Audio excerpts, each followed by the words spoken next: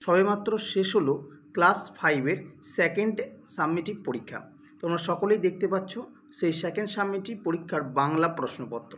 তো এই বাংলা প্রশ্নপত্রটি আজ আমি তোমাদের সামনে তুলে ধরব এবং সাথে এই প্রশ্নের যে এমসিকিউ প্রশ্নগুলি রয়েছে তার উত্তরগুলিও তোমাদের বলে দেব। কাজেই যে সকল ছাত্রছাত্রীরা রয়েছে ক্লাস 5-এর সকলেই সম্পূর্ণ ভিডিওটি মনোযোগ সহকারে দেখতে থাকো। প্রথমে দেখো তোমাদের বাংলা, যেটা বলেছিলাম যে তোমাদের এবারে পরীক্ষা 30 নম্বরের এবং সময় থাকছে 1 ঘন্টা। ঠিক আছে, তো প্রথমে একের দাগে থাকছে তোমাদের 8টা এমসিকিউ প্রশ্ন, অর্থাৎ 4টে থেকে সঠিকটা তোমাদেরকে বেছে নিতে হবে। প্রথম প্রশ্ন কি আছে, মাঠ মানে কি ছোট্ট পাখি ড্যাশ ভাঙা খাঁচা। যারা কবিতাটা পড়েছো তারা অবশ্যই পারবে। উত্তরটা কী হবে, আগল ভাঙা খাঁচা। 2 নম্বর প্রশ্ন কি আছে, ঘরেতে দুরন্ত ছেলে। এখানে দুরন্ত শব্দের অর্থ কী? দুরন্ত শব্দের অর্থ কী? দুরন্ত শব্দের অর্থ হচ্ছে দামাল। 3 দাগের প্রশ্ন, হিমালয়ের পাদদেশে সবুজ বনকে বলা হয়। উত্তরটা হবে তরাই। 4 নম্বর প্রশ্ন, ফণিমনসা ও বনের পরী নাটকে চরিত্র সংখ্যা কয়টি? প্রথম পেজটা যারা একটু দেখেছো বা একটু গুনেও তোমরা লিখতে পারো, উত্তরটা হবে 6টি। ঠিক আছে। 5 দাগের কি আছে, বহুবচন নয় এমন শব্দটি হলো। বহুবচন নয় এমন শব্দটা হচ্ছে কি, দেখো আমাকে উত্তর হবে, কারণ ছাত্রবৃন্দ মানে অনেকদিন ছাত্রকে বোঝায়, এটা বহুবচন। ফুলে ফুলে এটাও অনেকগুলো ফুল বোঝাচ্ছে, তো এটাও তোমার হবে না। আর গাছগুলিও মানে অনেকগুলো গাছ বোঝাচ্ছে, তো এটাও হবে না। সুতরাং আমাকে যেটা রয়েছে এটা একবচন, তাই এটি বহুবচন নয়, মানে তোমাদের উত্তরটা হবে আমাকে। ঠিক আছে।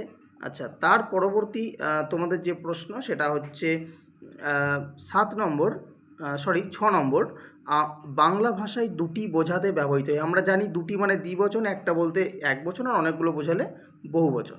তাহলে বাংলা ভাষায় দুটি বোঝাতে ব্যবহৃত হয় দ্বিবচন। ঠিক আছে।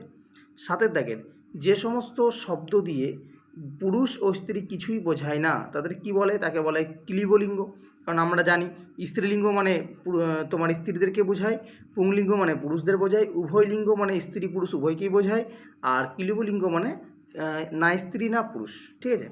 8 দাগের প্রশ্ন কি, উভয় লিঙ্গ শব্দটি হলো। উভয় লিঙ্গ শব্দটি কী হবে? শিশু। কেন শিশু? কারণ দেখো বাবা হচ্ছে তোমার পুংলিঙ্গ, ছেলে, ঠিক আছে, ছেলেটাও পুংলিঙ্গ, দিদিটা হচ্ছে স্ত্রীলিঙ্গ, কিন্তু শিশুটা ছেলে নাকি মেয়ে সেটা বোঝা যাবে না। ঠিক আছে, তো এই জন্য এটাকে আমরা উভলিঙ্গ বলতে পারি, মানে ছেলেও হতে পারে আর কি মেয়েও হতে পারে, সেই জন্য। এবার হচ্ছে 2 দাগের প্রশ্নগুলি তোমরা দেখে নাও, যাদের এখনও পরীক্ষা হয়নি তাদের পরীক্ষার ক্ষেত্রে অনেকটা সুবিধা হবে। 2 দাগের কী কী প্রশ্ন এসছে বলেছে, 11টা প্রশ্ন আছে, প্রত্যেকটা 1 নম্বর করে, 11 নম্বরের প্রশ্ন তোমাদের এখান থেকে রয়েছে। তো প্রথম প্রশ্ন, বৃষ্টি হলে মায়াতরুর কী হতো? 2 নম্বর প্রশ্ন, ঝড় কবিতায় মাঝি কিভাবে এসেছিল? 3 নম্বর প্রশ্ন, কুমির আর শেয়ালের মিলে প্রথমবার কী চাষ করেছিল? খুব ভালো প্রশ্ন। 4 দাগের প্রশ্ন, বৃষ্টি পড়ে টাপুর টুপুর কবিতায় শিশুদের ঘুম পাড়ানোর জন্য গাওয়া কোন গানের কথা বলা হয়েছে? চলে যাব পরবর্তী পৃষ্ঠায়। ছবিটা একটু হেজি এসছে, তোমরা একটু বুঝে নাও, আমি বলছি। 5 দাগের প্রশ্ন বলেছে, পাহাড়িয়া বর্ষার সুরে গদ্যাংশে কোন কোন জনগোষ্ঠীর কথা বলা হয়েছে? 6 নম্বর প্রশ্ন, সামনে একটা ট্যাগ, এখানে ট্যাগ কি? 7 নম্বর প্রশ্ন, বাক্যে পুংলিঙ্গ শব্দ দুটি বাছাই করো। মানে এই যে লাইনটা রয়েছে এখানে পুংলিঙ্গ কোনটা? লাইনটা দেখো কি আছে, আমার বাবা কলেজের অধ্যাপক। তাহলে পুংলিঙ্গ কী হয়েছে? প্রথমত বাবা, আর দ্বিতীয়টা হচ্ছে অধ্যাপক। ঠিক আছে। 8 দাগে লিঙ্গান্তর করো, অর্থাৎ লিঙ্গের পরিবর্তন করো। কী দেওয়া আছে? বুদ্ধিমান অথবা কবি। তুমি যেটা বুদ্ধিমান যেমন কী হয়? বুদ্ধিমতী হয়। ঠিক আছে, তো লিঙ্গের পরিবর্তন করতে হবে। 9 দাগের কী বলেছে? 9 দাগে বলছে বচন চিহ্নিত করো। কি কোশ্চেন আছে? কেউ কেউ নিশ্চয়ই আমার সঙ্গে একমত। এই যে কেউ কেউ, এটা কি বচন হবে? একবচন, দ্বিবচন নাকি বহুবচন? উত্তরটা হবে বহুবচন। 10 দাগে বহুবচনের রূপটি লেখো।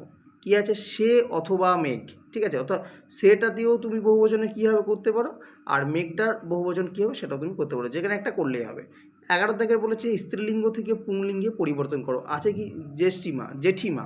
ঠিক আছে, তোমাকে এটাকে পুংলিঙ্গ করতে হবে, সবাই জানো এটা। ঠিক আছে, অনেকের সম্পর্কেই থাকবে।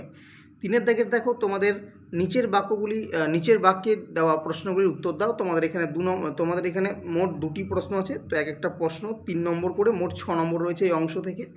প্রথম আছে 1 নম্বর, মাঠ মানে ছুট কবিতায় ছুট অর্থে কবি যা যা বলেছেন তা 3-4টি বাক্যে লেখো। অথবা দিয়ে লেখা আছে, মায়াতরু কবিতার কবি গাছটিকে আলোয় এবং অন্ধকারে কোন কোন রূপে দেখেছেন। 2 নম্বর প্রশ্ন, দুটোর মধ্যে যে কোনো একটা লিখতে হবে।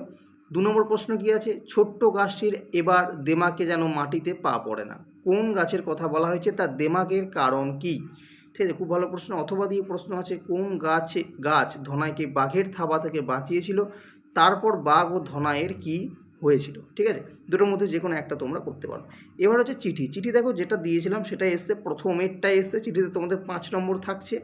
কি আছে, তোমার জন্মদিনের অনুষ্ঠানে বন্ধুকে বা বান্ধবীকে আমন্ত্রণ জানিয়ে একটা চিঠি। খুব সুন্দর, এটাই পড়িয়েছিলাম, এটাই করিয়েছিলাম, এটা এসেছে। অথবা যেটা আছে যে পরীক্ষা কেমন হয়েছে তা জানিয়ে বন্ধুকে বা বান্ধবীকে একটি চিঠি লেখো। দুটোর মধ্যে যে কোনো একটা করতে হবে। তো এটা তোমাদের 5 নম্বর থাকছে। এই ছিল মোট তোমাদের 30 নম্বর প্রশ্ন। ঠিক আছে, তো আশা করব সবার পরীক্ষা ভালো হয়েছে। তো যাদের হয়নি তারা এই প্রশ্নপত্রটিকে অনেকটা ধারণা পাবে কেমন ধরনের প্রশ্ন তোমাদেরও আসতে চলেছে। তো দেখা হবে পরবর্তী ভিডিওতে অন্য তোমাদের যে সমস্ত বাকি পরীক্ষাগুলো রয়েছে তার প্রশ্নপত্রের সাথে। আজকের ভিডিও এই পর্যন্ত রাখছি। তোমাদের ভিডিওটি ভালো লেগে থাকলে ভিডিওটিকে অবশ্যই বন্ধুদের সাথে শেয়ার করো। আমাদের চ্যানেলে নতুন দর্শক হলে চ্যানেলটিকে সাবস্ক্রাইব করে রেখো। ধন্যবাদ জানাই সকলকে আমাদের সম্পূর্ণ ভিডিওটি দেখার জন্য।